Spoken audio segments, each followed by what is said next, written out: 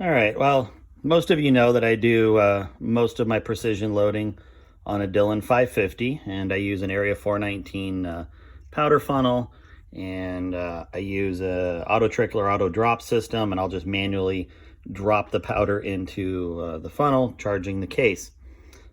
But I don't know how many of you read the instruction manual for the FX, if you have one, but there is a little known function that allows you to access a port on the bottom of the scale. So there's my scale.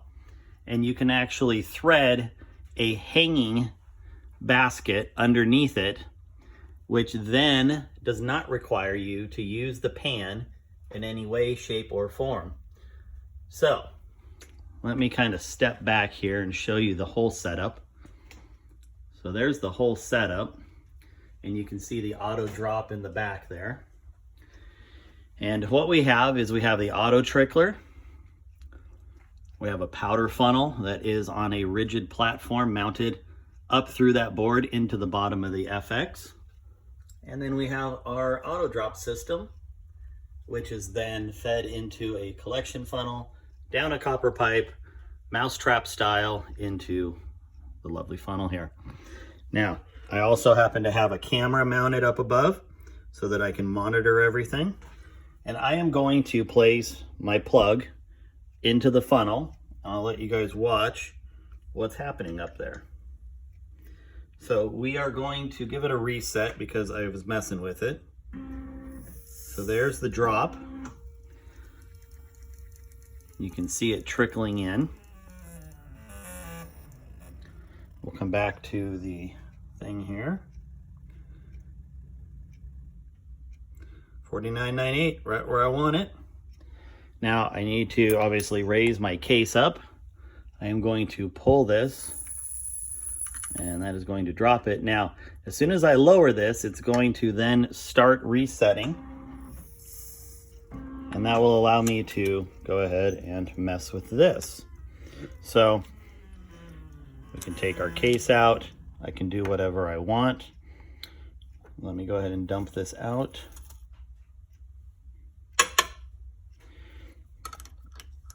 I'll go ahead and raise this back up. So you can see it effectively keeps me from having to ever handle a powder cup. I am also working on a design that will manually, or I should say automatically, pull the plug when the handle is lowered. So it will raise a small ram, pulling the plug, meaning I will never even have to touch this once I get that working. That is a fair amount more engineering, and I don't know how long that's going to take. And to be fair, this is a pretty easy design with pulling that plug right there. So I'm going to go ahead and lower the powder in, and then I'm going to go ahead and leave this up here so you can watch this time what happens.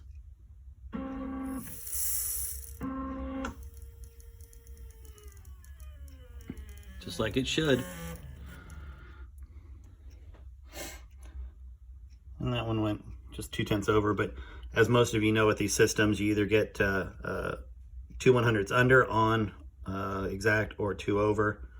There's a little bit of float, and I might have hit the scale or something while we were filming. This has not been an easy thing to film. But let me go ahead and dump this out. We'll do this one more time.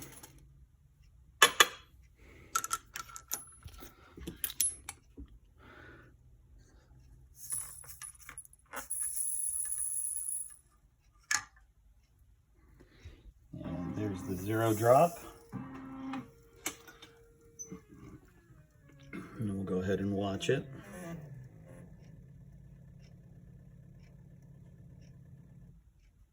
Bingo, right on. Now, I'm sure some of you are skeptical of how this is designed, but there is no way that powder can bridge through any of these junctions. I know the tape would leave you skeptical, but everything is a cover junction, meaning that powder never has a chance to stop anywhere in between. So for the sake of argument, I am, damn it, there was a couple kernels in here already.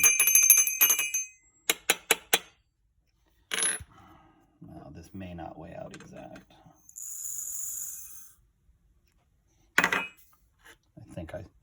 I I think I saw kernels in there. So let's see what it does. Well, maybe there weren't. No, I guess there weren't. So you can see it is dead on for 50 grains.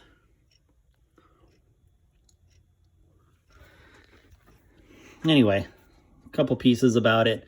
This is a beautifully fit piece of pipe that makes sure that all the powder ends up inside. If for some reason I wanted to check, I can always lift it up and look in there. And then the copper pipe, like I said, everything is a female junction onto male all the way up the chain. So everything's feeding into something larger than itself, which ensures that no powder can bridge anywhere along there. And I've made sure to keep the connections at a steep enough angle so that nothing gets in the way. And I've dropped a ton on this already, and it's been, I mean, as dead on as using it manually. The powder, the AutoTrickler works just fine over in this position as well.